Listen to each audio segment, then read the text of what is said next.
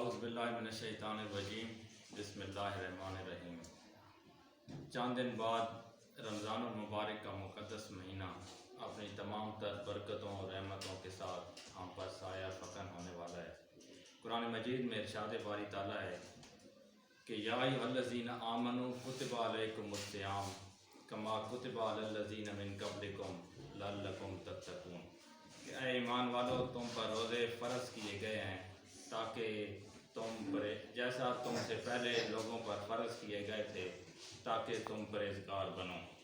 اگر لفظ پرہیزگار کو میں سادہ اور عام فہم انداز میں بیان کروں تو اس کا مطلب یہ ہوگا کہ ہمارا ایمان مضبوط ہو جائے۔ ہمارا ایمان کیسا ہونا چاہیے؟ جیسا صحابہ کا ایمان تھا، اور صحابہ کرام وہ عظیم ہستیاں ہیں جن کے ایمانی صفات کی گواہی خود اللہ تعالیٰ کا قرآن دے رہا ہے۔ قرآن مجید میں مختلف انداز میں صحابہ کے ایمان کی گواہی دی گئی ہے۔ کسی جگہ ارشاد ہے کہ اولئک هم المفلحون، کہیں ہے کہ اولئک هم الراشدون، اور کہیں ہے کہ اولئک هم الصابرون، اور کہیں لکھا ہوا ہے کہ اولئک هم الصادقون، اور کہیں لکھا ہوا ہے کہ السائحون، الساجدون، العابدون، الوارثون، اور کہیں ہے کہ اولئک هم المؤمنون حقا، اور کہیں ہے کہ سیماہم فی وجوہہم من اثر السجود ذالک مثلہم فی التوراۃ ومثلہم فی الانجیل، اور کہیں لکھا ہوا ہے کہ رضی اللہ تعالی عنہ ورضوا عنہ، کہ قرآن مجید صحابہ کرام کے ایمانی صفات کی گواہی دے رہا ہے۔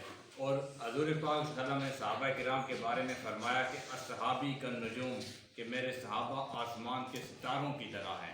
جس طرح ایک بھولا بھٹکا ہوا مسافر رات کی تاریکی میں جنگل میں سفر کر رہا ہو تو وہ اپنا راستہ کھو دیتا ہے، تو وہ آسمان کے ستاروں کی روشنی میں اپنی منزل کو حاصل کر لیتا ہے۔ اسی طرح یہ دنیا ایک گناہوں کا گھر ہے، اور جو مومن صحابہ کے نقش قدم پہ چلے گا تو وہ اپنی منزل یعنی جنت کو حاصل کر لے گا۔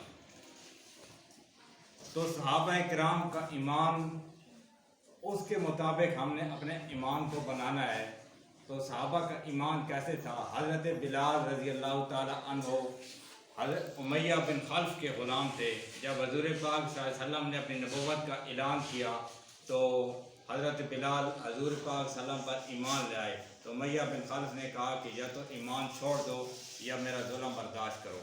تو امیہ بن خلف آپ کو عرب کے صحرا میں تپتی ہوئی دوپہر کو لے جاتا اور اس صحرا کی ریت پہ لٹاتا، کبھی آپ کے سینے پہ بھاری پتھر رکھ دیتا اور آپ کی گردن میں رسی ڈال کے کھینچتا اور کہتا کہ یا تو ایمان چھوڑ دے یا اپنی زندگی لے لے۔ تو حضرت بلال اس کے ظلم میں ایک ہی بات کہتے کہ احد احد، اللہ ایک ہے، اللہ ایک ہے۔ گویا حضرت بلال زبان حال سے کہہ رہے ہیں کہ اے ظالم، جتنی چاہے مجھ پر مرضی ظلم ڈال دے، لیکن جو میرے دل میں توحید کی شمع جل رہی ہے اس کو تم ختم نہیں کر سکتے۔ تو ہمارا ایمان صحابہ کے ایمان جیسا ہو جائے۔ روزہ رکھنے کا بنیادی مقصد یہ ہے کہ ہمارے قول و فعل میں تضاد ختم ہو جائے اور ہمارے اندر جھوٹ، حسد اور برائی کا خاتمہ ہو جائے۔ تو قرآن مجید اور رمضان کا ایک خاص نسبت ہے۔ قرآن مجید کی جس چیز کے ساتھ بھی نسبت ہو گئی وہ چیز سب سے اعلیٰ اور فضیلت والی ہو گئی۔ قرآن رمضان میں نازل ہوا تو رمضان سب مہینوں سے اعلیٰ ہو گیا۔ قرآن مجید جس رات میں نازل ہوا وہ لیلۃ القدر ہو گئی۔ قرآن مجید میں ارشاد ہے کہ انا انزلناہ فی لیلۃ القدر وما ادراک ما لیلۃ القدر لیلۃ القدر خیر من الف شہر، کہ وہ 1000 مہینوں سے بھی بہتر رات ہے جس رات میں قرآن مجید نازل ہوا۔ اور قرآن مجید جس شہر میں نازل ہوا مکہ اور مدینہ، وہ دنیا کے تمام شہروں سے فضیلت والے ہو گئے۔ اور قرآن مجید جس نبی پر نازل ہوا حضرت محمد صلی اللہ علیہ وسلم، وہ تمام نبیوں کے امام بن گئے۔ اور قرآن مجید جس دل میں محفوظ ہو گیا، جس نے قرآن کو یاد کر لیا، وہ سینہ سب سے اعلیٰ ہو گیا۔ حضور پاک صلی اللہ علیہ وسلم نے فرمایا کہ جس نے قرآن حفظ کیا، قیامت والے دن اس کو ایک ایسا نورانی تاج پہنایا جائے گا جس کی روشنی اس دنیا کے سورج سے 70 گنا زیادہ ہوگی۔ اور قرآن مجید یاد کرنے والے کے والدین کو وہ کی مغفرت کر دی جائے گی، اور قرآن مجید کہ اس حافظ قرآن کی سفارش پر اس کے خاندان کے 10 افراد کو جن پر جہنم واجب ہو چکی ہوگی، اس حافظ قرآن کی سفارش پر ان کو بھی جنت میں داخل کیا جائے گا۔ تو قرآن مجید نعمتوں اور برکتوں کا ایک ذریعہ ہے، مسلمانوں کے لیے ہدایت کا ذریعہ ہے۔ قرآن مجید نازل کیسے ہوا، اس کے بارے میں میں تھوڑی سی ڈیٹیلز آپ کے سامنے رکھوں گا کہ حضور پاک صلی اللہ علیہ وسلم جب 40 سال کے ہوئے تو آپ عبادت کی حالت سے غار حرا میں تشریف لے جاتے، وہاں آپ عبادت کیا کرتے تھے۔ ایک دن آپ عبادت کر رہے تھے غار حرا میں، تو حضرت جبرائیل علیہ السلام غار حرا کی طرف آئے اور حضور پاک صلی اللہ علیہ وسلم سے فرمایا کہ اقرا، پڑھو۔ حضور نے فرمایا ما انا بقاری، میں پڑھنا نہیں جانتا۔ جبرائیل علیہ السلام نے یہ 3 مرتبہ فرمایا اقرا اقرا اقرا، حضور نے 3 مرتبہ ہی فرمایا ما انا بقاری، میں پڑھنا نہیں جانتا۔ چوتھی مرتبہ حضرت جبرائیل علیہ السلام نے سورۃ الق کی 5 آیات تلاوت کی کہ اقرا بسم ربک الذی خلق، خلق الانسان من علق، اقرا وربک الاکرم الذی علم بالقلم، علم الانسان ما لم یعلم۔ یہ 5 آیات سورۃ الق کی نازل ہوئیں، اور اس کے بعد حضور پاک صلی اللہ علیہ وسلم پر کب کبھی طاری ہو گئی، آپ کانپتے ہوئے گھر آ گئے اور حضرت ختیجہ سے فرمایا کہ مجھے کمبل اڑا دو۔ حضرت ختیجہ نے آپ کو تسلی دی کہ آپ رشتہ داروں، یتیموں، مسکینوں اور بیواؤں کے ساتھ حسن سلوک کرتے ہیں، آپ کو اللہ تعالیٰ کبھی تنہا نہیں چھوڑے گا۔ پھر آپ کو حضرت ختیجہ اپنے چچا زاد بھائی حضرت ورقہ بن نوفل کے پاس لے گئیں، جو تورات کے بہت بڑے عالم تھے۔ انہوں نے کہا کہ یہ جبرائیل علیہ السلام وہی فرشتہ ہے جو موسیٰ علیہ السلام پہ کوہ طور پہ تورات لے کر آیا کرتا تھا، اور آپ کو نبوت عطا کی گئی ہے۔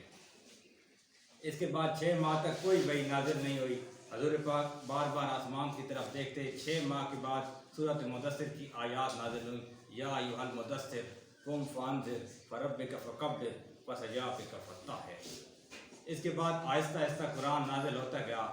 حضور پاک صلی اللہ علیہ وسلم پر مکی دور، جس کو مکی صورتیں کہا جاتا ہے، وہ ہجرت مدینہ سے پہلے کی صورتیں ہیں، ان کی تعداد 86 ہے۔ وہ زیادہ تر توحید، ایمان اور رسالت اور آخرت کے بارے میں ہیں۔ اس کے بعد جب حضور پاک صلی اللہ علیہ وسلم مدینہ ہجرت کر گئے تو وہاں جو صورتیں نازل ہوئیں وہ مدنی صورتیں کہلاتی ہیں، ان کی تعداد 28 ہے۔ وہ زیادہ تر معاملات اور عبادات کے متعلق ہیں۔ اس طرح قرآن مجید کی 114 صورتیں ہیں اور 6666 آیات ہیں۔ قرآن مجید کی 7 منزلیں ہیں اور 540 رجوع ہیں۔ قرآن مجید 23 سال کے عرصے میں حضور پاک صلی اللہ علیہ وسلم پر نازل ہوتا گیا، کبھی 1 آیت، کبھی 2 آیات، کبھی 3 آیات اور کبھی 1 سورت۔ آخر میں سورۃ مائدہ کی وہ 1 آیت نازل ہوئی اور قرآن مجید مکمل ہو گیا کہ الیوم اکملت لکم دینکم واتممت علیکم نعمتی۔ حضور پاک صلی اللہ علیہ وسلم پر جب قرآن مجید مکمل ہو گیا تو آپ صلی اللہ علیہ وسلم نے 9 ہجری کو 10 ہجری کو میدان عرفات میں تمام صحابہ کو جمع کیا، تو 1400 صحابہ وہاں جمع ہوئے۔ تو آپ نے ان صحابہ سے پوچھا کہ کیا میں نے تم پر ایمان، اپنا دین اسلام مکمل پہنچا دیا ہے کہ نہیں؟ تو صحابہ نے کہا کہ ہم نے پہنچا دیا ہے۔ تو آپ صلی اللہ علیہ وسلم نے فرمایا کہ اب یہ تمہاری ذمہ داری ہے کہ جو جہاں موجود نہیں ہیں ان تک دین پہنچانا۔ تو قرآن مجید اور رمضان کا ایک خصوصی تعلق ہے، اور رمضان کا یہ جو مہینہ آ رہا ہے اس میں ہم کوشش کریں کہ زیادہ سے زیادہ قرآن مجید کی تلاوت کریں اور نماز کا اہتمام کریں۔ نماز حضور پاک صلی اللہ علیہ وسلم کی آنکھوں کی ٹھنڈک ہے اور مومن کی معراج ہے۔ قرآن مجید میں 700 مقامات پر نماز کا حکم آیا ہے۔ ہم نماز چھوڑ دیتے ہیں اور اس کو ہلکا سمجھتے ہیں کہ نماز کوئی چیز نہیں، لیکن قرآن مجید میں 1 بار نہیں، 2 بار نہیں، 3 بار نہیں، بلکہ 700 مقام پر نماز کا حکم آیا ہے اور مختلف انداز میں آیا ہے۔ کبھی کہا گیا ہے کہ اقیموا الصلاۃ وآتیوا الزکوٰۃ، نماز قائم کرو اور زکوٰۃ دو، اور کبھی کہا گیا ان الصلاۃ تنہیٰ عن الفحشاء والمنکر، نماز بے حیائی اور برائی کے کاموں سے روکتی ہے، اور کبھی کہا گیا ہے کہ واستعینوا بالصبر والصلاۃ، کہ صبر اور نماز کے ساتھ مدد طلب کرو۔ تو ہم پورے اہتمام کے ساتھ اس رمضان میں قرآن مجید کی تلاوت کریں اور نماز کا اہتمام کریں، اور جو سکون آپ کو نماز سے اور قرآن مجید کی تلاوت سے ملے گا وہ آپ کو کسی چیز سے نہیں ملے گا۔ دعا ہے کہ اللہ تعالیٰ ہم کو ان باتوں پر عمل کرنے کی توفیق عطا فرمائے۔